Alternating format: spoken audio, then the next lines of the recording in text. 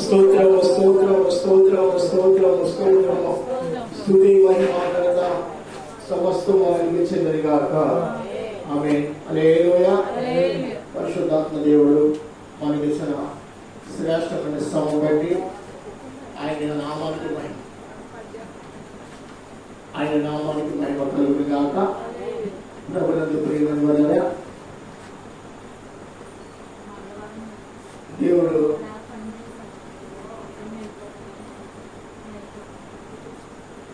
దేవుడు గొప్ప దేవుడును, మహోన్నతుడు, సర్వాధికారి, సర్వలోక రక్షకుడు. దేవుడికి స్తోత్రము కలిగాక. గడిచిన దినాల్లో వారి ప్రతి ఒక్కరు కూడా వారి వారి యొక్క సంఘాల్లో వారి యొక్క స్థలాల్లో ప్రభుని ఆరాధించున్నారు. ఆదివారం ఈస్టర్ అని ఆరాధనలో వారందరూ కూడా పాలుభాగస్తులయ్యారు. మంగళవారం మళ్ళీ తిరిగి ప్రభు మనకి శ్రేష్టమైన సమయం మనకి ఇచ్చినారు. దేవునికి స్తోత్రం కలిగాక. నిజంగా దేవుని సహవాసం చాలా గొప్పది, చాలా ఉన్నతమైనది. కాబట్టి దేవుని సహవాసాన్ని కలిగి మానవులు బలాభివృద్ధి పొందుకోవాలి. ఏ పొందుకోవాలంట? వాకింగ్. లేఖనంగా మనం చదువుకుంటే వాకింగ్ చాలా బలమైనది, బ్రతికించేది, బలపరిచేది, సమాధానం ఇచ్చేది, సంతోషం ఇచ్చేది. కానీ భూలోకంలో అటువంటి ఏమైనా ఉన్నామంటే ఏమీ కూడా లేవు. మానవుని బ్రతికించే మందు ఏదైనా ఉందంటే ఏమీ లేదు. మరణిస్తున్నాడంటే మరణిస్తాడు, చచ్చిపోతాడంటే అన్ని కూడా ఉంటారు. కానీ లేదు ఈ మూలని వ్యక్తి బ్రతుకుడని వారు ఒక డాక్టర్ కూడా లేదే. డాక్టర్ దగ్గరికి వెళ్ళి తీసుకెళ్తాం మనం. ఏమని తీసుకెళ్తాం కదా, డాక్టర్ ఏదైనా మంచి వైద్యం చేస్తే బ్రతుకుతాడు. కానీ డాక్టర్ కూడా అంటాడు లేదు చనిపోతాడంటే ఇంక మనం ఏం చేయగలం? మనం ఇంకా నిరాశ కుమిలిపోతాం. కానీ ప్రభు యొద్దకు వెళ్ళి ప్రభు సన్నిధిని ప్రార్థన చేస్తే దేవునికి అసాధ్యం అనేది ఏది కూడా లేదు. దేవుడు ఏదైనా చేయగల గొప్ప దేవుడు. ఆయన నామానికి మహిమ కలుగునుగాక. అంటే దేవుడి యొక్క ప్రేమను మనకు కలిగి భూమిలో జీవించిన నిమిత్తం దేవుడే తన నామాన్ని మనకి ఇచ్చాడు, తన సహవాసాన్ని మనకి ఇచ్చాడు. తన సాంగత్యం మనం చేయాలి, తన సహవాసం మనకు మనం నిత్యం కూడా వర్తిల్లాలి, తన సన్నిధిని మనం ప్రేమించాలి, తన నామం స్తుతిస్తే చాలండి. దేవుడు మన అవసరతను పూరా నెరవేర్చు దేవుడే. అంటే దేవుడి కృప మనం కలిగి భూలోకంలో వదిలి నింపితే దేవుడు తన యొక్క సంఘాన్ని మనకి అనుగ్రహించినాడు. చూడండి, రోమపత్రిక 3వ అధ్యాయము మొదటి నుంచి మనం చదువుకుందాం. రోమపత్రిక 3వ అధ్యాయం మొదటి నుంచి. అట్లయితే యూదునికి కలిగిన గొప్పతనం ఏమి, సున్నతి వల్ల ప్రయోజనం ఏమి? ప్రతి విషయంలో అధికమే మొదటిది. దేవుడు యూదుల పరమ చేయబడేను. కొందరు అవిశ్వాసులైనవి, వారు అవిశ్వాసులైనందున దేవుడు నమ్మదగిన వాడు కాకపోయినా అట్లా కాదు, నీ మాటలు నీతిమంతుడుగాను తీర్చబడినట్లు నీవు వ్యాజ్యమాడినప్పుడు తెలిసినట్లు అని వ్రాయబడిన ప్రకారము ప్రతి మనుషులను అబద్ధుడు కానీ దేవుడు సత్యవంతుడు కాక తీరడు. దేవుడికి స్తోత్రం కలిగిన. మనం పుట్టిగా మానవుడు చనిపోయిన దినం వరకు మనం చూస్తే ఎన్నెన్నో అబద్ధాలు ఆడవలసి వస్తారు, ఎన్నో దుర్నీతి కార్యాలు చేయవలసి వస్తారు, ఎన్నెన్నో దేవునికి విరుద్ధమైన కార్యాలు చేయవలసి వస్తారు. మానవుడు ఏదైనా సహజంగా ఏదైనా మేలు పొందుకోవడానికి అబద్ధాలు ఎన్నైనా ఆడవలసి వస్తారు. కానీ దేవుని యొక్క మనం కూర్చున్నప్పుడు చూడండి, అసలు అబద్ధాలు కానీ దుర్నీతి కానీ ఈ లోక మాలిన్యత ఏది కూడా అది మనకి అంటకుండా ప్రభు తన రెక్కల చాటును మనం భద్రపరుస్తున్నాడు. దేవునికి స్తోత్రం కలిగిన.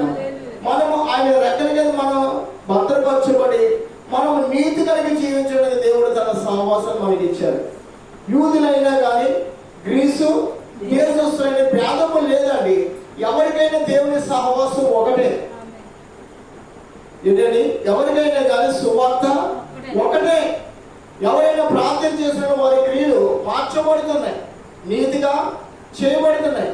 నీతిని కలిగి వారు జీవించే నిమిత్తము దేవుడే వారి మధ్య నీతిమంతుడై సంచరించే దేవుడై ఉన్నాడు. నిజమే, లోకములో మానవ జీవితంలో ఎక్కడ కూడా నీతి అనేది లేనే లేదు. కానీ నీతిమంతుడే క్రీస్తు సహవాసం మనం కలిగినప్పుడు మనము నీతి నేర్చుకుని ఆ నీతి మార్గం కూడా వెళ్ళడానికి మనం ఆలోచన కలిగి ఉంటున్నాం. అది నీతిమంతుడు ఒక్కడు కూడా లేదంట. ఎవరు లేదంటే అండి, 11 వచ్చి చూడండి. 11 వచ్చిన ఏముంది? నీతిమంతుడు లేడు, ఒక్కడు లేడు, గ్రహించువాడు ఎవడు కూడా లేడు, దేవుని వెతుకువాడు లేడు. దేవుని వెతికేవారు చూడండి, దేవుని వెతికేవారంటే ఎవరు వెతుకుతారు? నీతిమంతులు వెతుకుతారు. లోకస్తులు దేవుని వెతకాలంటే వారిని వెతకాలంటే వారికి దేవుని గురించి అసలే గ్రహింపు లేదు. దేవుడు ఉన్నాడన్న మాట వారికి ఏమాత్రం లేదు. కాబట్టి వాళ్ళకి నీతి లేదు. దేవుడు ఉన్నాడన్న మాట నీతికరమైన మాట. ఎందుకంటే ఆయన నీతిమంతుడు. అబద్ధము కానీ, అన్యాయం కానీ, దుర్నీతి కానీ ఏది కూడా ఆయనలో ఏమాత్రం కూడా మానవుల జీవితంలో ఉన్న క్రియలు, మానవ జీవితంలో ఉన్న క్రియలని బట్టి వారి దేవునికి దూరం అయిపోతున్నారు. దేవుడు ఎవరండి? నీతిమంతుడు. దేవుడు ఎవరంట? నీతిమంతుడు. కాబట్టి నీతిమంతుడు ఒక్కడే కూడా లేడు. లోకల్ ఎవరు లేరండి? ఆదాము మొదలుకొని ఈ కాలం వరకు మనం పరీక్షిస్తే నీతిమంతుడికి అసలు చోటు లోకంలో లేడు. ఆ చోటు, ఆ స్థలం, కలిగిన స్థలం ఏది కూడా లేనే లేదు. అయితే యేసుప్రభువు వారు లోకంలో జన్మించినప్పుడు నీతిని స్థాపించడానికి, తన రాజ్యాన్ని ప్రకటించడానికి, దేవుని రాజ్యం ఎంత నీతికరమైనదో, దేవుని రాజ్యం ఎంత ప్రేమకరమైనదో, దేవుని రాజ్యం ఎంత సమాధానంతో నింపబడిందో, దేవుని రాజ్యం చేరే వారు అందరూ కూడా భూలోకాన్ని వారు జయించి, అంటే జయించడం అంటే లోకాన్ని జయించడం అంటే పాపాన్ని జయించి, అసూయని జయించి, కోపం జయించి, మత్సరతనం జయించి, మలినమైన జీవితాన్ని విడిచిపెట్టి పవిత్రమైన పరిశుద్ధమైన జీవితం జీవించడానికి దేవుడు మానవునికి తన మార్గం గురించి మాట్లాడడానికి ఆయన లోకంలో జన్మించవలసి వచ్చింది. అందుకనే జన్మించాడు. ఎందుకు జన్మించాడు? మానవులు పుడుతున్నారు కానీ ఒక్కరు కూడా నీతిని కలిగిన వారు లేరు. నీతిని గురించి మాట్లాడిన వారు లేరు. నీతి గురించి వారు నిలిచిన వారుగా కనబడి. కాబట్టి ఆయనే నీతిమంతుడికి పుట్టుకం, ఆయన నీతిని స్థాపించడానికి ఆయన నోట యథార్థమైన మాటలు. ఆయన ఒక పాపము ఉందని ఎవరు కూడా నిరూపించలేకపోయారండి. ఒక్క పాపం అని చేస్తాడని ఎవరు కూడా నిరూపించలేకపోయారు. అంత పరిశుద్ధమైన జీవితం జీవించాడు నా ప్రభు. దేవునికి స్తోత్రం కలగాలి. ఆయన అంత పరిశుద్ధ జీవితం జీవించడమే కాకుండా నీతిని తెలియపరిచాడు లోకంలో ఉన్న మానవులకి. నీతి మార్గం ఉండాలి. ఎదుటి వానికి ఏనాడు కూడా కీడు చేయకూడదు, ఎదుటి వాడిని ద్వేషించకూడదు, నీ రక్త సంబంధాన్ని నీవు విడిచిపెట్టకూడదు, ప్రేమించాలి. శత్రువుని కూడా ఏమన్నాడండి? ప్రేమించమన్నాడు. కానీ శత్రువుని కూడా ద్వేషించొద్దని చెప్పాడు. మరి ఈరోజు మనల్ని అందరూ కూడా శత్రువులు చేసుకుంటారు. ఎవరో లోకంలో ఉన్నవారు యేసు ప్రభుని ఆరాధిస్తున్నారు. ఇంగ్లాండ్ దేవుడు ఎవరు దేవుడు అంట? మన దేశానికి చెందిన దేవుడు కానే కాదు. ఆ దేవుడు ఈ దేవుడు తీసుకొచ్చి మన దేశాన్ని పాడు చేస్తున్నారు, మన మతాన్ని పాడు చేస్తున్నారు అని వారు అనేక రీతిలో మనం శత్రువులు గెలిచి ఉన్నారు. మనం వారి కోసం ఏం చేస్తున్నాం? ప్రార్థన చేస్తున్నాం. ప్రభు వారి హృదయాలు మార్చు, వారి తలంపులు మార్చు, వారి ఉద్దేశాలు మార్చు. ఎందుకని యేసు ప్రభు సువార్త ఇచ్చాడు మనకి. నీ శత్రువులు కూడా నీవు ప్రేమించు. నీ శత్రువులు ఏమాత్రం కూడా ఆయనే ప్రేమించాడు. అవునే కదా? ఆ చుట్టూ ఆయన కొట్టిన వారు, మేకులు కొట్టిన వారు, మొల్ల కిరీటం కొట్టిన వారు, ఉమ్మూసిన వారు, చెంపలు చెరిమనిపించిన వారు, ఆయన చేత సిలువ వంచిన వారు అందరూ ఎక్కడ ఉన్నారంట? ఆయన చుట్టూ ఉన్నారు. ఆయన చుట్టూ ఉన్న వారిని ఎప్పుడైనా కానీ ఆ సిలువ మీద నుంచి చెప్పు, నువ్వు నన్ను కొట్టావు కదా, నువ్వు నా మీద పొరడేసావు కదా, నా మీద ఉమ్మూసావు కదా, నీ సంగతి చూస్తాను ఎప్పుడైనా అన్నాడా? నా తండ్రి ఎదుట నీకు ఘోరమైన శిక్ష ఉందని అన్నాడా? అయితే మనం ఏం చేస్తాం? మా బాబుతో చెప్తాను, మా నాన్నతో చెప్తాను, మా ఆయనతో చెప్తాను, మా కాకతో చెప్తాను, ఎన్నెన్నో మాటలు మన నోట వస్తాయి. కానీ యేసు ప్రభు కొట్టిన వారు, అపహాసం చేసిన వారు, చెల్లు అనిపించిన వారు అమ్మా, ఆయన మీద మేకులు కొట్టి 3 మేకుల చేత ఆయనను బంధించిన వారు ఎక్కడ ఉన్నారంట? ఆ చుట్టూనే ఉన్నారు, ఆయన చుట్టూనే ఉన్నారు, చూస్తున్నారు కానీ జాలి దయ నిండిన వారు ఒక్కరు కూడా లేరు. అయితే ప్రభువైన క్రీస్తు ఎంత దయాళుడని మనం గమనిస్తే ఆయన చాలా దయాళుడు. దేవునికి స్తోత్రం కలిగాక. ఆయనను కొట్టిన వారిని కూడా ఇలా ఏమీ అనలేదు. ఆయనను చెంప చెల్లుమని నిందించిన వారిని కానీ, ఆయనను ఉమ్ములుసిన వారిని కానీ, ఆయన చేతుల్లో పాదాలు మేకులు పెట్టి ఆయనకు బల్లెము పోటీ పడిసిన వారు, ఆయన శరీరం చీల్చి వేసిన వారు, గోల్గొతా కొండ వారు ఆయన కలువరి శిలువపై శిలువ అని బొల్ల మీద పెట్టి మోయిస్తూ ఉన్నా కానీ ఎవరిని కూడా నోరు తెలిసి ఒక్క మాట కూడా మాట్లాడలేదు. అంటే శత్రువులు మధ్య ఈయన ఒక్కడే ఉన్నాడు. ఎవరి మధ్య? శత్రువులు అనేకులు వేల కొలది ఉన్నారు మా సమూహం. ఆ వేల కొలది సమూహం మధ్య ఎవరైనా ఒక్కడే ఉన్నాడు.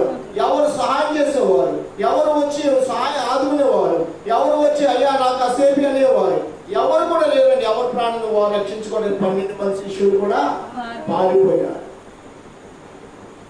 ఆ సమయంలో 12 మంది శిష్యులు కూడా కనపడలేదు. యోహాను, తన తల్లి మరియా, సూసన్న మాత్రమే ఆయనతో పాటు ఉన్నారు.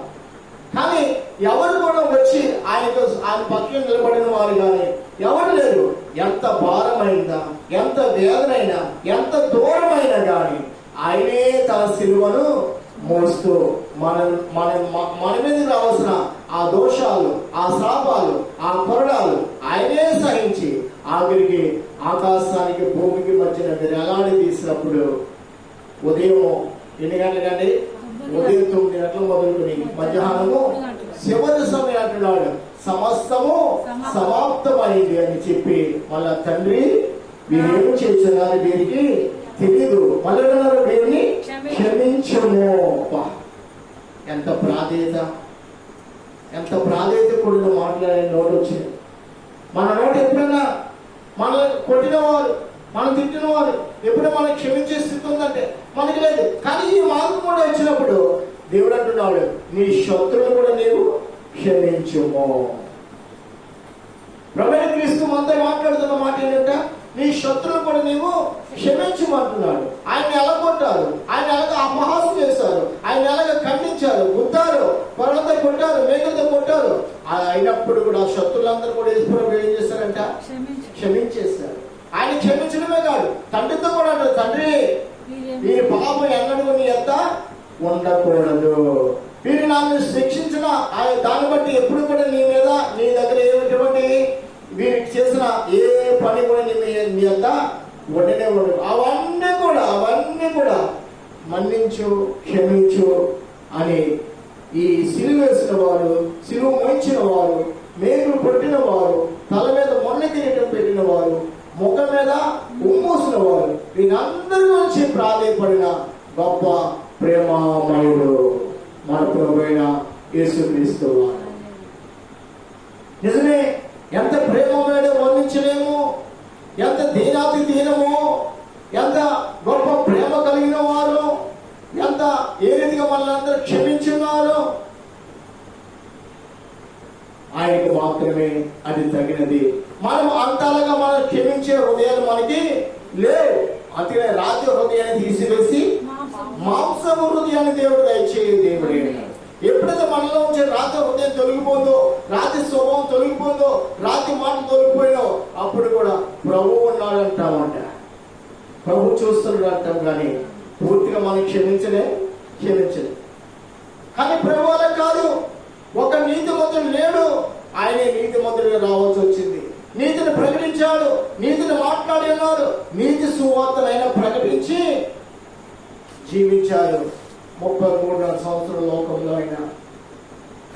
అయితే అబద్ధం ఆడేవాడిని, మోసము చేయవాడిని, నరహత్య చేయవాడిని, నరహంతకులందరినీ కూడా మార్చడానికి ఆయన భుజము వంచి, నలుగు వంచి ఆ పాపం అనే సిలువని ఆయన మోస్తూ వెళ్ళి ఉన్నారు.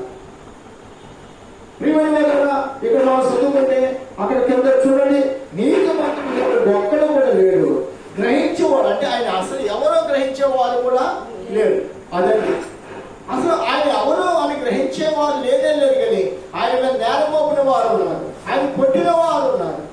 రోజులు సువార్త విట్టుడుగా ఆయనను మొదట మనం గ్రహించాలి. ఆయన ఎవరు? సర్వాధికారి అయిన దేవుడు.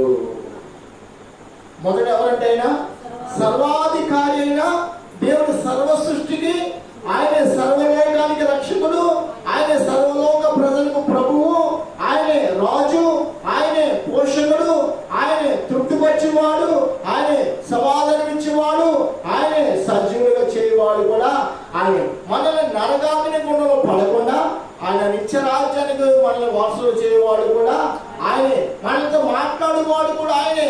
మనం చేయబెట్టి ఆ నరకమైన మార్గం కాకుండా నిత్య పరిశుద్ధమైన మార్గంలో నడిపించేవాడు కూడా ఆయనే. ఆయన నామానికి మహిమ కలుగునుగా. ఇలా ప్రభుని గురించి మనం మాట్లాడుకుంటుంటే ప్రేమని వల్ల ప్రభుకి మనం ఎంత దూరం ఉన్నామో, ప్రభుకి ఇంకా ఎంత దూరం ఉన్నామో ఆలోచించాలి. ప్రభుకి ఎంత దూరం ఉన్నామో, ప్రభుకి మన సమీపస్తులు ఉండాలి ప్రభు కోరుకుంటున్నాడు. మన ప్రభుకి ఎల్లప్పుడూ సమీపస్తులు ఉండాలంటే అండి. సమీపస్తులు ఉండి ప్రభుని గురించి మనము ఎల్లప్పుడూ కూడా ఆలోచన కలిగి ప్రభుని ఆలోచిస్తూ జీవించాలి. ప్రభుని సాక్ష్యం ఉండడమే మనకి గొప్ప భాగ్యమయం. యేసుని నామాన్ని స్మరించగానే మనకేం కలుగుతుంది? విడుదల కలుగుతుంది, స్వస్థత కలుగుతుంది, నెమ్మది కలుగుతుంది అండి. అంటే యేసు ప్రభు మాటను ఎన్ని మార్లు రోజు మనం మాట్లాడుతున్నామో అంత శక్తి, అంత ప్రభావము, అంత మనం దైవ కృప కలిగి జీవిస్తాం. యేసు అనే మాటలు ఏముందండి? రక్షణ ఉన్నది. ఆయన ఎవరు? రక్షకుడు, పాపులకు రక్షకుడు. అంటే ఒక్క పాపి కూడా నశించుకోవడానికి ఇష్టం ఏమాత్రము కూడా లేనే లేదు. ఒక్క పాపి కూడా 99 గొర్రెలు విడిచిపెట్టి ఒక గొర్రె నిమిత్తం ఆయన తిరిగి వెళ్ళిన ప్రభు ఆ గొర్రెని వెతికి, ఆ గొర్రె దొరికే వారికి వెతుకుతూనే ఉన్నాడు. నిజమే, మనం అనేక మార్లు తప్పిపోయిన వారము, అనేక రీతిలో మనం పడిపోయిన వారు. మనల్ని కూడా దేవుడు విడిచిపెట్టలేదు. మన కోసం కూడా ఆయన ప్రాధేయపడుతూ, తండ్రి దగ్గర ప్రార్థన చేస్తూ మనల్ని ఈ దినాన్ని ఆయన సువార్త ద్వారా మనల్ని కని, ఆయన సువార్త ద్వారా ఆయన రాజ్యానికి మనల్ని వారసులుగా చేసి ఆయన సహవాసం మనకు అనుగ్రహించిన దేవునికి మహిమ కలుగునుగాక.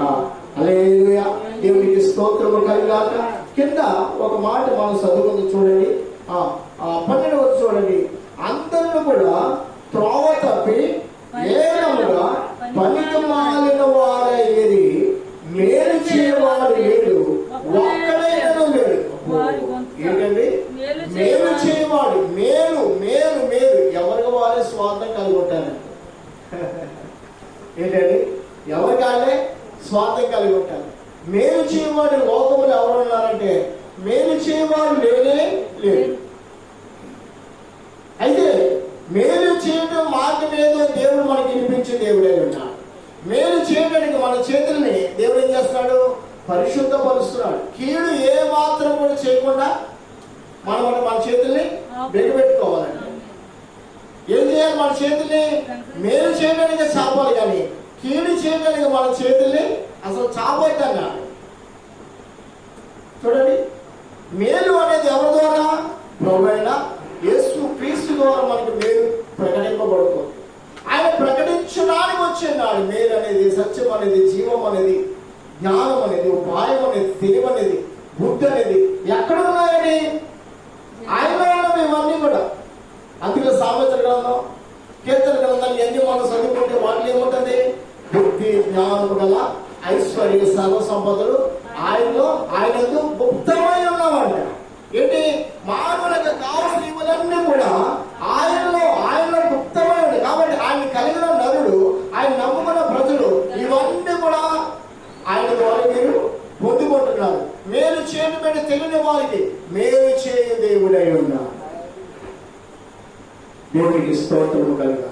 అసలు గ్రహించేవాడు లేకపోయినప్పుడు కూడా దేవుడు ఏ మాత్రం కృంగిపోలేదండి. ఒక తరం ఆయన లోబడకపోయినా కానీ ఆ తరాన్ని వల్ల ప్రేమించి వారి వృద్ధాపులు కనీసం ప్రభా ప్రభా ప్రభు అని ప్రోకారి ప్రభా ప్రభు అని ప్రార్థన చేసే ఆ ఆత్మను ఆయన అనుగ్రహం చేశారు. నిజమే. కొంతకాలం చూడండి, ఎవరి కాలం దేవుడు పడకపోయినా కానీ, ఎవరికాల దేవునికి దూరంగా పాల్పడే కానీ, ఈ వయసులంట వృద్ధాపులాగా ఏమంటారు, ప్రభావం అంటే ఎంత పాపినయ్యా, ఎంత ఘోర పాపినయ్యా, ఎంత ఘోరమైన పని చేశానయ్యా, ఎంత నీచికరణ పాపం చేశాను, అయ్యో అయ్యో అయ్యో నా బాబు క్షమించండి ప్రాధేయపడతాను. అంటే ఇప్పుడు సగం వయసు వెళ్ళిపోయిన పాపం చేయడానికి ఇంకా మనసు లేక, పాపం చేయడానికి మనసు కలిగి ఉన్న దినాలన్నీ కూడా ఏం చేశారు, పాపం చేయడానికి పరిగెట్టారు. అప్పుడు కూడా ప్రభు నమ్మలేదంటే, అప్పుడు కూడా ప్రభు సువార్త వినిపించాడు. అప్పుడు కూడా ప్రభు ప్రేమతో రండి రండి రండి అన్నాడు. కానీ మీరేం చేస్తారు, పాపం అనే మనసు కలిగి, పాపము హృదయంలో నిండి పాపం చేయడానికి పరిగెట్టారు. కానీ పాపాన్ని విడిచి రావడానికి వారు ఏమాత్రం కూడా గ్రహింపలేదు. అందుకే గ్రహించే మనసు వారికి లేదు. ఏది నీతికరమో, ఏది జీవ మార్గమో అమ్మా వారికి గ్రహించే మనసు అంటూ లేదు.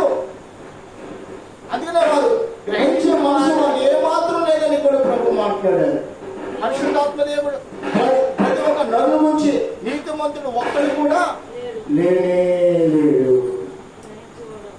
గ్రహించేవాడు ఒక్కడు కూడా లేడు, మేలు చేయవాడు ఒక్కడు కూడా లేడు. ఎన్ని రీతిగా జ్ఞాపకం చేసుకుంటే అసలు ఒక్కడు లేడు, ఒక్కడు లేడు, ఒక్కడు కూడా లేడు. అంటే ప్రభు చూస్తున్నాడు. ఏం చేస్తున్నాడండి, ప్రభు చూస్తున్నాడు. మేలు చేయవాడు, గ్రహించేవాడు, తను తాను కాపాడుకునేవాడు, రక్షణ మార్గం నడిచేవాడు ఎవరైనా ఉన్నారని ప్రభు శోధిస్తున్నాడు. ప్రభు కనిపెడుతున్నాడు. ప్రభు వాళ్ళు ఎవరైనా, వారు భూమి మీద ఉన్న నరులు ఎవరైనా ఉన్నారని ప్రభు చూస్తుండగా ఎవరు లేరంటండి, ఒక్కడు కూడా లేడు. ఎవరు లేరంటండి, ఒక్కడు. అందుకనే ప్రభుని పిలిస్తే లోకానికి రావచ్చు. అసలు నీతిని కోరుకున్నవాడు కానీ, మంచిని కోరుకున్నవాడు కానీ, మేలు చేయడానికి సిద్ధపడిన వాడు ఒక్కడు కూడా లేనే లేడు. ఈ రీతిగా మనం జ్ఞాపకం చేసుకుంటే మనకు కూడా అటువంటి వారు అయినప్పటికీ కూడా ప్రభు మన హృదయాన్ని ద్వారం తెరిచాడు. హృదయం ఎలా తెరబడిందో మన హృదయం కూడా అలాగే తెరబడింది. మనం రక్షించబడి ఉన్నాం. ఇదేనాని ప్రభు యొక్క ప్రేమను కలిగి ఉన్నాం. ఇదేనాని ప్రభు యొక్క సహవాసం ఎంత దైవమని, అది ఎంత కృతజ్ఞత ఎప్పుడున్నదని మనం గ్రహించి ప్రభు యొద్దకు పరిగెడుతున్నాం. ఎందుకంటే దేవునికి లెక్క చెప్పాలి. ఏ లెక్క చెప్పాలంటే ఇప్పుడు ఎవరు రాలేదు కానీ కూడా ఆపేస్తా. దేవుడు ఒప్పుకుంటాడా?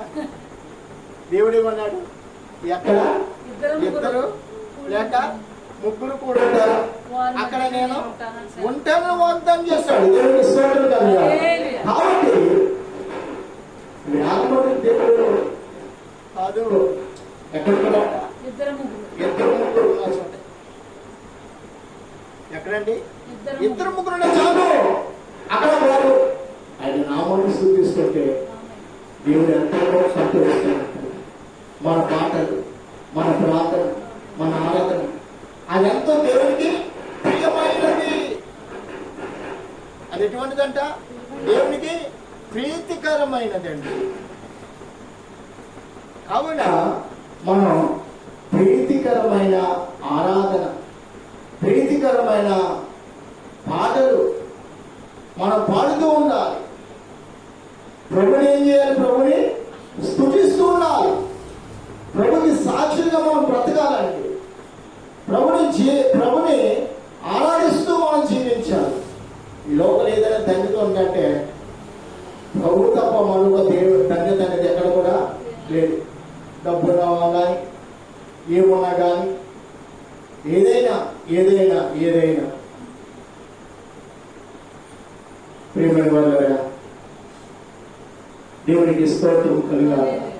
దేవుడు మనల్ని ఆ సత్యం ఏంటో, ఆ నీతి ఏంటో, ఆ మేలుకరమైన కాలం ఏంటో, అది ఎంత ఉన్నతమైనదో దాన్ని గ్రహించి దేవుడు మనల్ని ఈ రీతిగా నడిపించుతున్నాడు అనే నామానికి మహిమ కలుగును గాక. గట్టిగా స్తోత్రం చెప్తామా? హల్లెలూయా.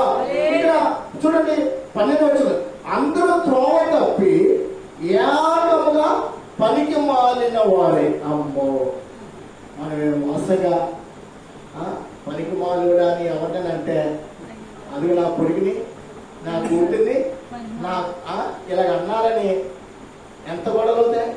కానీ లోకమే అటువంటిదంట, లోకమే అటువంటి జీవితం కలుగున్నారంట. అంటే మంచి లేదు, చెడే, పాపమే, ద్వేషమైన ద్వేషం, అసూయ అసూయ, కపటము, ఈచ, మలినమైనది, అపవిత్రమైనది, కాని మాటలు, కాని జీవితము, ఎక్కడ కూర్చోవాలో ఎక్కడ కూర్చోకూడదు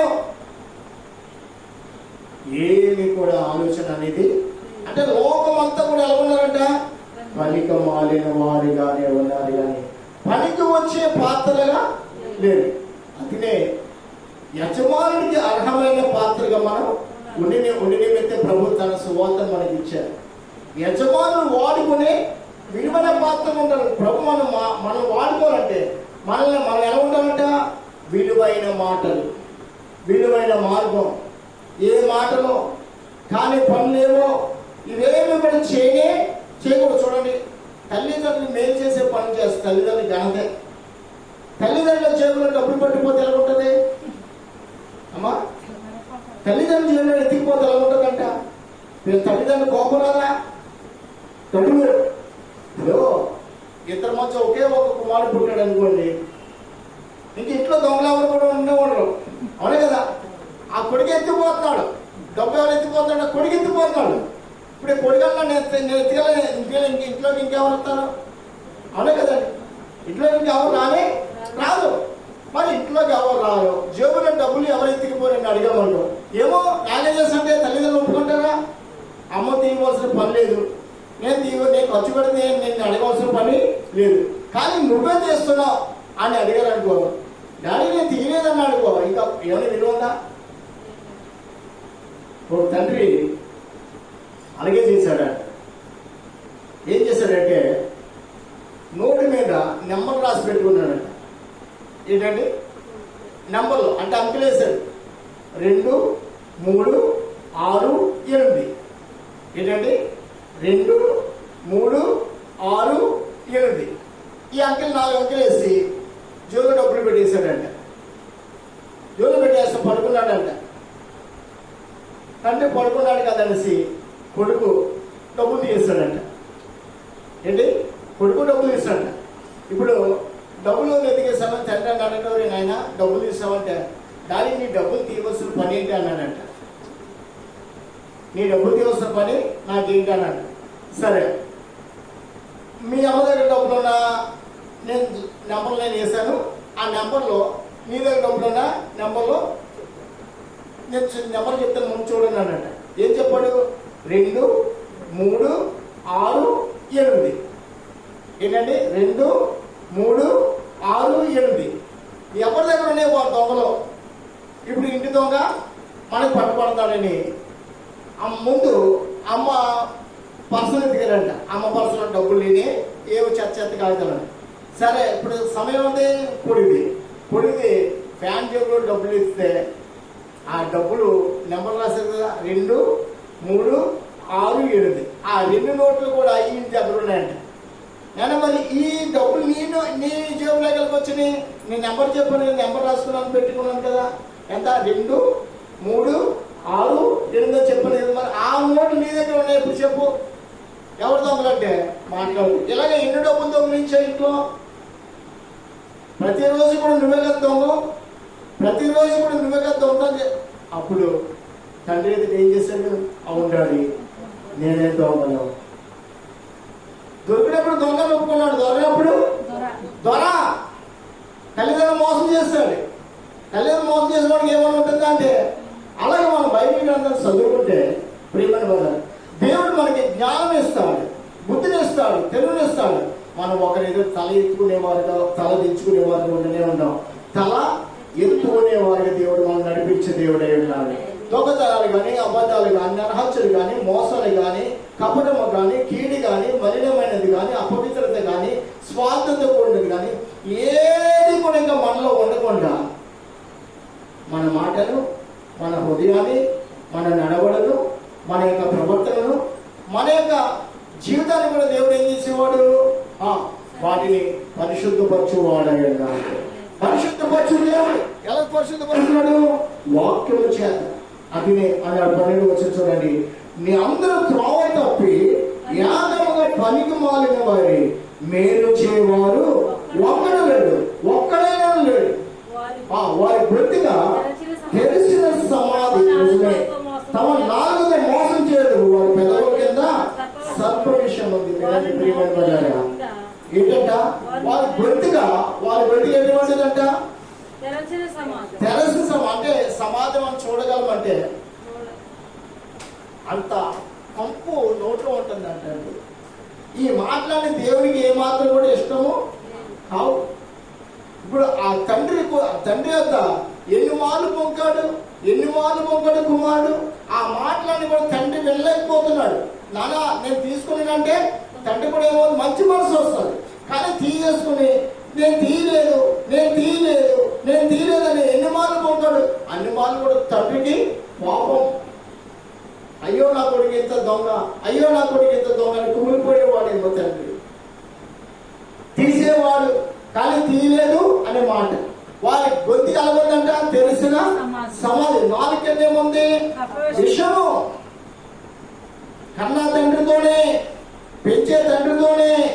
ప్రియమైన వాళ్ళారా, ఇలాగే మనం జ్ఞాపకం చేసుకుంటే లోకంలో అనేక కుటుంబాల యొక్క జీవితాలు శిథిలమైపోతున్నాయి. భార్య భర్తల మధ్య గొడవలు, కన్న కొడుకుల మధ్య, అక్క తమ్ముల మధ్య, అన్నదమ్ముల మధ్య, ఉద్యోగాలు, వ్యాపారాలు కూడా లోకం పాడైపోతుంది. అయ్యా, మేలు గురించి మాట్లాడే మనసు వారికి ఉండదు.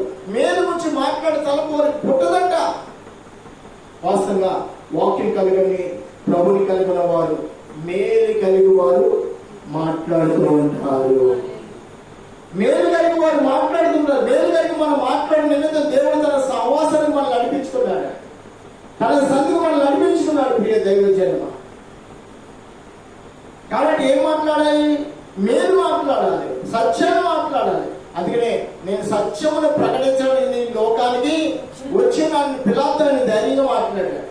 ఆయన సత్యము, ఆయన సత్యవంతుడు, ఆయనలో ఏ మాత్రం అన్యాయం అనేది లేదు. ఆఖరికి పిలాతు ఇతరులని ఏ దోషము కూడా కనుగొనలేదని చేతులు కడిగేసుకున్న పిలాతు. నిజమే, మొదటిసారిగా పిలాతు చేతులు పెట్టుకున్నాడేమో. అంతకుముందు ఎంతో మంది దుష్టులు చూశాడు, ఎంతో మంది దుర్మార్గులు చూశాడు, ఎంతో మందికి శిక్షగా అప్పగించాడు. కానీ ప్రభువైన యేసుక్రీస్తును మాత్రం అతడు శిక్షకు అప్పగించలేని నీతిమంతుడని గుర్తించి, అసలు ఈయన ఏ పాపం కూడా లేదు, మీరు చెప్పిన వాళ్ళు ఏది కూడా రుజువు కాలేదని చెప్పినట్టు నాకు. నిజమే, యేసు ప్రభుని అన్యాయంగా సిలువేశారు, అక్రమంగా సిలువేశారు. ఆయన ఏ దోషము కూడా లేనే లేదు. ప్రభు అంత పరిశుద్ధుడు, ప్రభు అంత సత్యవంతుడు, న్యాయం కలిగిన వాడు, ప్రేమను కలిగిన వాడు, నీతిని స్థాపించడానికి లోకానికి వచ్చిన మహా గొప్ప నీతిమంతుడు. ఇప్పుడు ఆయన ఉన్న నీతి మనం పొందుకోవాలంటే ఆయన ఇచ్చిన వాక్యమే. ఏంటండి? ఆయన ఇచ్చిన వాక్యమే. అందుకనే ఇక్కడ రెండో అధ్యాయము చూడండి, 2వ అధ్యాయము 13వ వచనం కూడా చదువుకుందాం. 13వ వచనం చూడండి.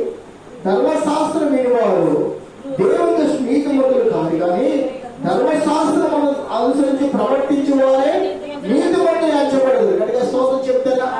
చూసారా ఎలా ఉందో వాక్యం? ఎలా ఉందండి?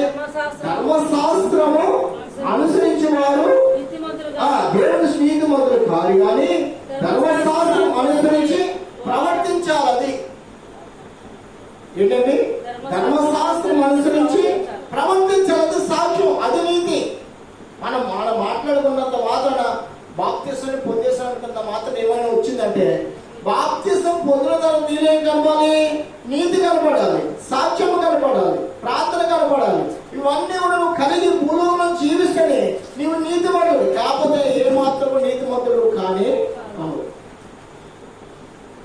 ధర్మశాస్త్రాన్ని మనం వినేసి ధర్మశాస్త్రం ప్రకారం మన నీతిమంతులు అవడానికి కానీ లేదు, దేవుని వాక్యం ఒప్పుకోదు. ధర్మశాస్త్రం విని ఎలాగండి వాళ్ళ ధర్మశాస్త్ర ప్రకారంగా మనం ప్రవర్తించాలి. అది వారే నీతిమంతులు. అమ్మా, ఇప్పుడు మన మాట ఎవరు నీతిమంతులయ్యా అంటే ఎవరు నీతిమంతులు మనం ఏం చెప్పగలం?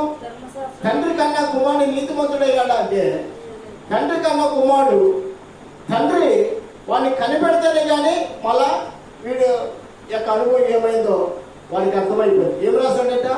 2, 3, 6, 8 రాశాడు. 2, 3, 6, 8 రాసిన నోట్లు ఎవరి దగ్గర ఉంటే వారు దొంగలు అన్నాడంట. కొడుకు అంతకుముందు ఏమి కూడా తెలియలేదు. నా తండ్రిలో చేస్తాడని కూడా ఎప్పుడు కూడా తెలియలేదు. ఎప్పుడైతే 2, 3, 6, 8 నోట్లు పట్టుకొని వాడి దగ్గర అప్పుడు అమ్మో నా తండ్రి చేతులు నేను ఈరోజు చెక్కబడి ఉన్నాను, నా తండ్రి చేతులు ఈరోజు నేను పట్టబడి ఉన్నాను, అయ్యో ఎన్నో వాళ్ళు తండ్రి మోసం చేశాను, నా తండ్రి ఈరోజు నన్ను పట్టుకోవడానికి ఇటువంటి ఆలోచన కలిగి ఉన్నాడు. మనల్ని కూడా ప్రభు ఎలా పట్టుకున్నాడు? వాక్యం చేత. అర్థమైందండి? ఎలాగంటే మనల్ని దేవుడి బట్టి చూసేది వాక్యం లేదు. అందుకనే ధర్మశాస్త్రం విన్నదాన్ని బట్టి కాదు కానీ నీతిమంతులము ధర్మశాస్త్రం విని ప్రవర్తించిన దాన్ని బట్టి మనం నీతిమంతులు అవుతున్నాం. దేవునికి స్తోత్రం కలగాలి. అలాగా మనం ధర్మశాస్త్రం వింటున్న ప్రవర్తిస్తామో లేదో ఎవరు కనబడతారు? అది ఎవరు కనబడతారంట? దేవుడు. కాబట్టి మనం దేవుని ఎదుట ఎలా ఉండాలి? వాక్యం విని వాక్య ప్రకారం ప్రవర్తించు వారమై ఉందుము గాక.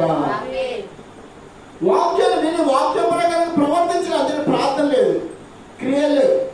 దేవుని కోసం మనం జీవించాలని తలపు మనకి పుట్టలేదు. మనము సంఘానికి ఎంతకాలం వెళ్ళినా దేవుని రాకడ కోసం మనం ఎదురు చూస్తున్నాం కానీ కడప శబ్దం మనకి వినబడతాయి. అందుకే రోమ పత్రిక 2వ అధ్యాయము 13, 14 ఒకసారి చదువుకుందాం. 13 ధర్మశాస్త్రం వినివారు దేవుని దృష్టికి నీతిమంతులు కాదు కానీ ధర్మశాస్త్రమును అనుసరించి ప్రవర్తించే వారి నీతిమంతులు ఎంచబడదు. ధర్మశాస్త్రం లేని అన్యజనులు స్వాభావికంగా ధర్మశాస్త్ర సంబంధ క్రియలు చేసిన ఎనగా వారు ధర్మశాస్త్రం లేని వారైనను తాము తామే ధర్మశాస్త్రమైనట్టు ఉన్నారు. అట్టి వారి మనస్సాక్షి కూడా సాక్ష్యం ఇచ్చుచుండగాను వారి తలపులు ఒకదాని తప్పు మోపుచు లేక తప్పు లేని చెప్పుచుండగాను ధర్మశాస్త్రం తమ హృదయములందు వ్రాయబడిన చూపుచున్నారు. దేవుడు నా సువార్త ప్రకారం యేసు క్రీస్తు ద్వారా మనుషుల రహస్యమును విమర్శించు దేవున ఇలాగూ జరుగును. ఇప్పుడంట దేవుడు అంట ఒకరోజు తీర్పు తీర్చబోతున్నాడు. ఏం చెప్పబోతున్నాడు? దేవుడు తీర్పు తీర్చేటప్పుడు నీ విశ్వాసం ఏమైందో, నీ విశ్వాసం ఏమైందో, నీ ప్రార్థన ఏమైందో. మనుషుల కంటికి మన నీతి మంతులుగా కనబడతామేమో కానీ దేవుడు విమర్శించేటప్పుడు అంట మన నీతి అన్ని కూడా బయలుపడిపోతున్నాయి. అవన్నీ కూడా ఏమవుతున్నాయి? బయలుపడుతున్నాయి. దేవుడు తన వాక్యం మనకి ఇచ్చాడు. అంటే వాక్యం అంటే మనం ఏం చేస్తుంది? వెలిగింప చేస్తుందండి. వాక్యం ఏం చేస్తుంది? వెలిగించే వాక్యం ఇది, మండించే వాక్యం ఇది, మన హృదయాన్ని సరిచేసేది. మన హృదయం ఏ అపవిత్రత కానీ ఏ మలినమైనది కానీ ఏది కూడా మన హృదయం ఉండటానికి వీల్లేదు. దేవుని వాక్యం అంత పరిశుద్ధమైనది, అంత శ్రేష్టమైనది, అంత విలువైనది. వాక్యం ఎంత విలువైందండి. దానికి విలువను మించింది లోకంలో మరొకటి లేనే. ఒకవేళ ఎవరి దగ్గర అరే భూలోకంలో ఉన్న ధనమత నా దగ్గర ఉందని చెప్పుకున్నా కానీ వాడికి విలువ ఏ మాత్రం కూడా ఎందుకు తెలుసా? ఆ డబ్బు అతనికి విలువను, ఆరోగ్యమును, జీవమును ఇవ్వదు. కానీ వాక్యం ఏం చేస్తుంది? జీవం ఇస్తుంది, ఆరోగ్యం ఇస్తుంది, బ్రతికింపజేస్తుంది. దేవుని ఎదుట నిన్ను పరిశుద్ధుడిగా నిలబెడుతుంది. హల్లెలూయా. దేవుని ఎదుట నిలబెట్టేది ఏది? వాక్యమే. వాక్యం లేకుండా దేవుని ఎదుట చేరడానికి ఎవరు కూడా యోగ్యత లేదు, లేనే లేదు. అందుకనే ఒక కాలం పరిశుద్ధ గ్రంథం ఇంటికి ఒకరిగా ఉండేది, అందరూ పట్టుకునేవారు. కానీ అర్థం కాలేదు, అర్థం ఏమాత్రం కూడా వారికి కాలేదు. కానీ ఈ దినాల్లో అందరూ అర్థం కలిగి వాక్యముల విశ్వాసం వచ్చి వాక్యముల దేవుణ్ణి వారు గ్రహించి వారి విశ్వాసాన్ని వృద్ధి చేసుకోవడానికి వాక్యము అందరికీ కూడా ఈరోజు కావలసి ఉన్నది. బైబిల్ గ్రంథం ఇంట్లో ఎంతమంది ఉంటే అందరిది కూడా, అంటే అందరితో కూడా ఈ వాక్యము మాట్లాడుతుంది. విశ్వాసం లేని క్రియలు నీలో ఉండకూడదు, విశ్వాసము కలిగిన క్రియలు నీలో ఉండాలంటే మొదలు మళ్ళీ ఉండాలి, వాక్యం ఉండాలండి. వాక్యము నిన్ను దేవుని ఎదుట నిన్ను నిలబెట్టేది. దేవుని ఎంతకు నువ్వు చేరాలని వాక్యం నీ తర్వాత మాట్లాడుతుంది. నువ్వు ఈ లోక సంబంధివి కానీ నువ్వెవరు? పర సంబంధివి. పర సంబంధి కావలసిన ఆహారము ఆత్మీయ ఆహారము, జీవాహారము, జీవ ఆహారం ఇది. అందుకనే జీవాహారము కలిగి జీవించిన నిమిత్తం యేసు ప్రభు మన కోసము బలియాగమై ఉన్నారు. అందుకనే ఆయన పట్టబడినప్పుడు మంగళవారం రాత్రి, ఏ రాత్రి అంట? మంగళవారం రాత్రి తన 12 మంది శిష్యులు పిలిచి వారి పాదాలు ఏం చేసండి కడిగి తుడిచి, మళ్ళా మీరు కూడా ఒకరినొకరు ఇలాగనే చేసుకొని చెప్పి వారి మధ్య మనం ఒక రొట్టెను పట్టుకొని దాన్ని విరిచి కృతజ్ఞతాస్తుతులు చెల్లించి ఇది నా శరీరము, దీనిని మీరు తీసుకోండి. మళ్ళా ఒక పాత్రను పట్టుకొని ఇది నా రక్తము, దీన్ని మీరు చేయడని ప్రభు ఆ 12 మందికి కాదు సర్వలోకానికి కూడా ఆ యొక్క శరీరం జీవాహారాన్ని మనకి ఇచ్చినాడు. ఒక రీతిగా ఆ ఆహారం తినాలి. మొదటగా ఈ వాక్యమనే ఆహారం భుజించాలి. రెండింటికి ఏం కలిగి ఉండాలి? ఆయన జీవాన్ని ఇచ్చే ఆహారం కూడా. ఎందుకో తెలుసా? ఆయన ఆహారం తినేవాడు నిత్య జీవము. మరణించినా కానీ మనం ఏమవుతున్నా? మన దేవుని స్వరమైన కానీ తీసిపోతామంట. ఎంత అద్భుతం చూడండి. ఇప్పుడు భూమిని తవ్వండి, భూమిని తవ్వక ఎవరైనా కనపడతారంటే పరిశుద్ధులు ఎక్కడ ఉన్నారో మనకు తెలియదు. కానీ యేసు ప్రభు నాకంట భూమి ఇగో నీ రక్షకుడు నీ స్వామి నీ కోసం రక్తం చెందించాడే, ఆయన వచ్చేసాడు, నువ్వు వెళ్ళి మన భూమి వదిలేద్దంట. మనం ఎలాగా ఏదో ఒక అద్భుతం చేత మనం లేచిపోతాం, లేచేయాలని వెళ్ళిపోతాం. దేవునికి స్తోత్రం. ఏదో ఒక అద్భుతం ఎవరు వచ్చాడు మనం లేపినట్టు, మనం తట్టినట్టు. ఎందుకంటే ఆయన స్వరమే సజీవమైన స్వరం. ఎండిపోని ఎముకలను సహితము లెక్కింపలేని సైన్యముగా మార్చగల జీవము గల స్వరం ఆయన. అందుకనే ఆయన స్వరము మనం వినగానే భూమిలో ఉన్న ఆయన పరిశుద్ధులందరూ కూడా సజీవులుగా భూమికి వేస్తారు.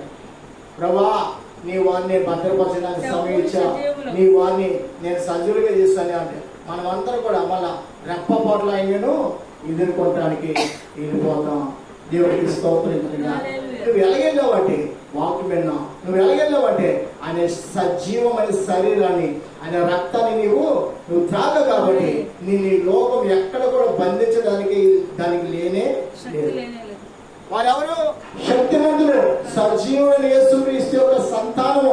వారి నిమిత్తమే ఆయన లోకానికి వచ్చినాడు. వారి నిమిత్తమే వారి పాపాలు దోషాలు తుడిచివే నిమిత్తం ఆయనే వారి పాపాలని దోషాలు ఆయన భరించి సహించి 3 వేల చేత బంధింపబడి రక్తము చిందించి మరణించి తండ్రి వీరు ఏమి చేస్తున్నారు, వీరికి క్షమించండి ప్రాధేయపడి సమస్తము సమాప్తమైంది చెప్పి తండ్రి నా కను నీకు అప్పగించదని చెప్పి కన్ను మూయిస్తారు.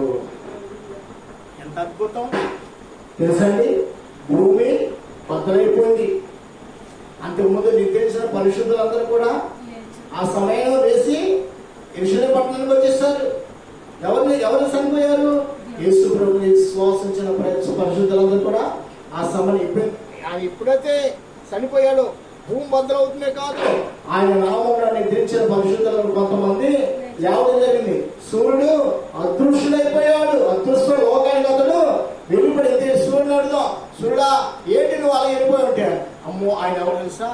నన్ను చేసిన నా సృష్టికర్త, నా ప్రభు అయినా. ఇప్పుడు ఆయన మరణం నేను చూడలేనని చెప్పి ఆ సూర్యుడు ఏమైందంట? వెనకకు వెళ్ళిపోయాడు. అదృశ్యం అయిపోయి వెనక్కి వెళ్ళిపోవడం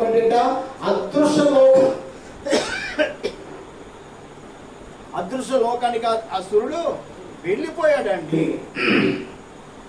మరలా పైనుండి కిందకు చిరిగిపోయింది. అంటే అడ్డు ఇక మీదట తండ్రి దేవుడి ముఖ దర్శనం చేయడానికి, తండ్రి సన్నిధిని చేరడానికి ఏ మాత్రం కూడా అడ్డు లేనే లేదు. అందుకే రాత్రి పూట ఏ సమయం దేవుని సన్నిధికి అన్నింటికి సమయం ఉంది.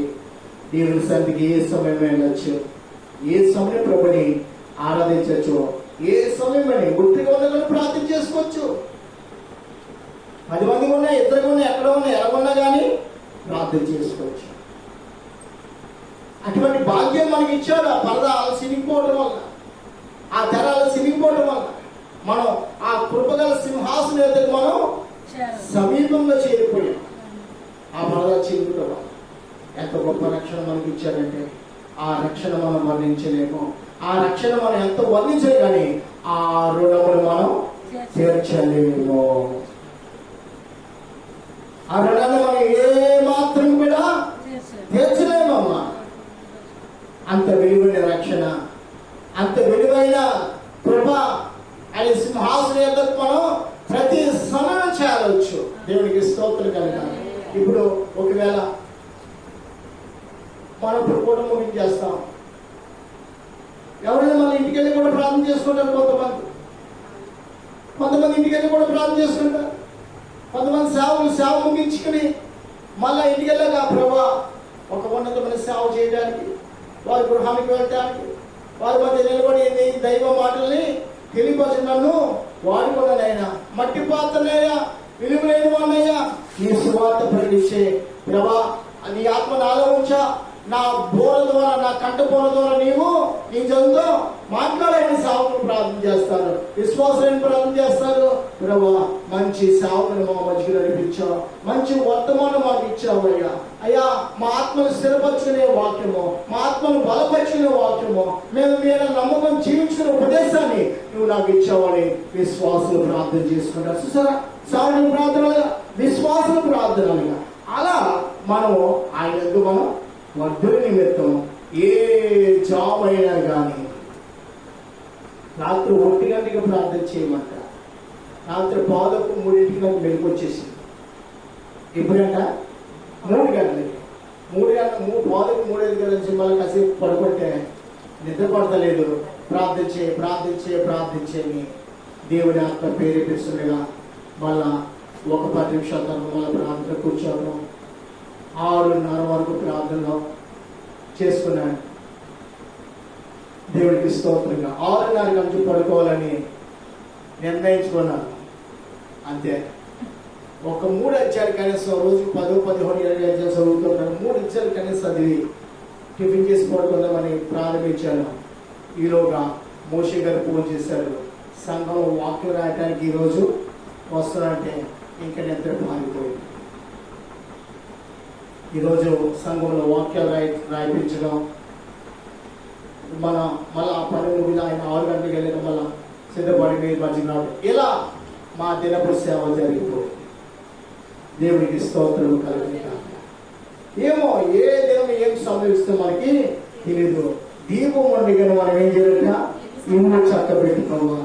ఇల్లు చక్కబెట్టుకోవాలి. దేవుడు మనకి ఇచ్చిన జీవితాన్ని దేవుడికి సమర్పించుకొని దేవుడి కోసం బ్రతికితే చాలు. దేవుడి కృప మన మీద సమృద్ధిగా ఉంటుంది. అట్టి కృప కూడా మీకు అందరికీ తోడే నా ప్రభు మిమ్మల్ని నడిపించడం కాక.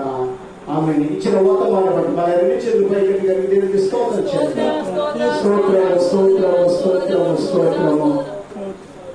స్తుతుల పైన ఆశీర్వాదం మా ప్రభు. ప్రభా ఈ యొక్క రాత్రి కాలం మీరు మాకు ఇచ్చిన రోమపత్రికలో కొన్ని మాటలు చదువుకోవడానికి ఇచ్చిన గొప్ప మాటలు బట్టి గొప్ప సమయం బట్టి కూడా మీకు స్తోత్రం స్వామి. నీతిమంతుడు ఒక్కడూ లేడు, ఒక్కడు అందరూ త్రోవ తప్పి పనికి మారిన వారై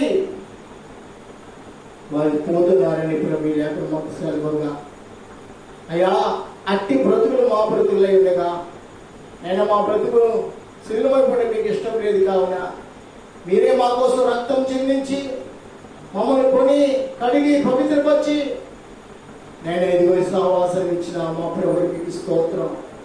అయ్యే సహవాసులు ఈ రీతిగా మీ అంత చేరి మీ కృపా సింహాసనంతో చేరి మీ మాటలు వినడానికి ఇచ్చిన కృపని మీకు స్తోత్రం. అయ్యా విన్న మాట దృష్టి ఎత్తికిపోకుండా ఆయా దుష్టదురాత్మలని బంధించేలా వేసి మీరు ఆ మాటలో మీరు హృదయాన్ని స్థిరపరచుకొని మీరు ఆత్మను బలపరుచుకుని ప్రవస్థాన్ని దయచేది. ఎత్తబడిన వాక్యం 30 దీవించబడింది కాదు, ఆస్వాదించమని వచ్చిన బిడ్డ మరొకసారి దీవించమని. అయ్యా మీరు అక్కడ అలసిపోతే ప్రభు మన వచ్చే మంగళవారం ఈ రీతిగా మీరు సంగమంలో కూడుకొని అయ్యా ప్రార్థించకు దయచేది. ప్రభా మీకు సోదరి పేరు బట్టి అనంతలక్ష్మి గారు బట్టి ప్రభావికి సురేవం గారు బట్టి అయ్యానైనా మనిషి ఎవరు కూర్చున్న సోదరి వారి పేరు మాకు తెలియదు వారి బట్టి రాహుల్ గారు బట్టి రాజు బట్టి హరి బట్టి మీ దాసులు బట్టి ప్రార్థన చేస్తాం. అందరూ కూడా ఆస్వాదించారు, అందరూ కూడా కృప దయచేయండి. మీకు రావాల్సిన బిడ్డలందరినీ వచ్చే వాళ్ళని సమకూర్చాను. మీ నామానికి మహిమ తెచ్చుకోండి. మహిమ ఘనత ప్రభావాన్ని ఆరోపిస్తాం. మా నాదుడు మా రక్షకుడైన యేసుక్రీస్తు ఘనమైన నామం అడిగి వేడుకొచ్చున్నాము తండ్రి. ఆమేన్. మన తండ్రి దేవుని యొక్క ప్రేమ, మన రక్షకుడు మన ప్రభు యేసుక్రీస్తు వారి కృప, పరిశుద్ధాత్మ దేవుని సహాయము సహవాసము తోడై నడిపించండి గాక. ఆమేన్. నా ప్రాణమా నా ధర్మ సమస్తం ఆయన పరిశుద్ధ నామం సమర్పించు. నా ప్రాణమా యెహోవాను స్తుతించు. ఆయన చేసిన ఉపకారముల దేనిని మరువకుము. ఆమేన్, ఆమేన్, ఆమేన్. హల్లెలూయా, హల్లెలూయా, హల్లెలూయా. దేవుడు మనల్ని దీవించును గాక.